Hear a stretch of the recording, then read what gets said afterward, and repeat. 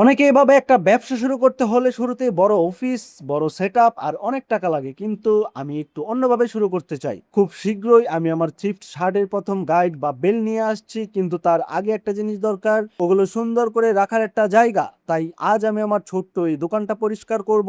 এবং এই দোকানটা প্রথমে ছিল মনিহারির দোকান, কিন্তু সাথে লস খাওয়ার পর এখন আর মনিহারির মাল উঠানো হয়নি। তারপরে ভাবলাম যে কেননা থ্রিফ্টের ব্যবসা শুরু করা যাক। সেখানে আমার একটু ঝোঁকও রয়েছে, মানে আমার মনের একটু টানটাও রয়েছে। তাই এই রুমটা শুরু থেকেই পরিষ্কার করব। মানে দোকান বলতে পারো, পুরো ব্যবসার যাত্রাটা এখান থেকেই শুরু হবে। অল্প টাকা দিয়ে কিন্তু যতটা সুন্দর আর অ্যাস্থেটিক একটা সেটআপ বানানোর চেষ্টা করব।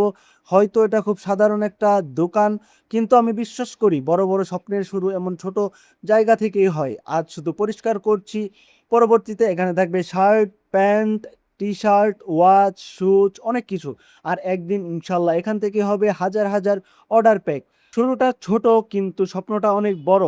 এই জার্নিটা শুরু থেকে দেখতে চাইলে পেজটা অবশ্যই ফলো করে পাশে থাকুন।